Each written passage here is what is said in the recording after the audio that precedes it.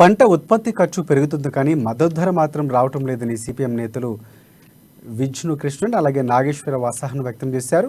రైతులు రుణమాఫీ గురించి పట్టించుకోవడం లేదని అన్నారు. పెద్ద పెద్ద కార్పొరేట్ కంపెనీలకు రుణాలు మాఫీ చేస్తూ మోదీ అన్నదాతలు నిర్లక్ష్యం చేస్తున్నారని విమర్శించారు. కేసీఆర్ ప్రభుత్వం వెంటనే రైతుల రుణాలను మాఫీ చేసి సమగ్ర పంటల బీమా పథకం తీసుకురావాలని వారు డిమాండ్ చేశారు.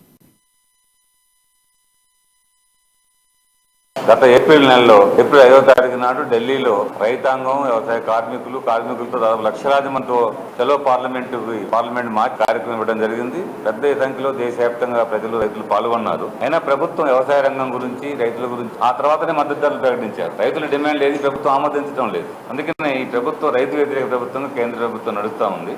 అదే సమయంలో తెలంగాణ ప్రభుత్వం కూడా కేంద్ర ప్రభుత్వం అనుసరించే విధానం వ్యతిరేకిస్తుంది. వ్యవసాయ రంగం కానివ్వండి, వ్యవసాయ చట్టాల గురించి కానివ్వండి, లేదా ఇవాళ మద్దతు ధరల విషయంలో కానివ్వండి, రాష్ట్ర ప్రభుత్వం కేంద్ర విధానం వ్యతిరేకిస్తూ ఉంది. కరెంటు చట్టాన్ని సవరణ కానివ్వండి, ఫారెస్ట్ యాక్ట్ సవరించడం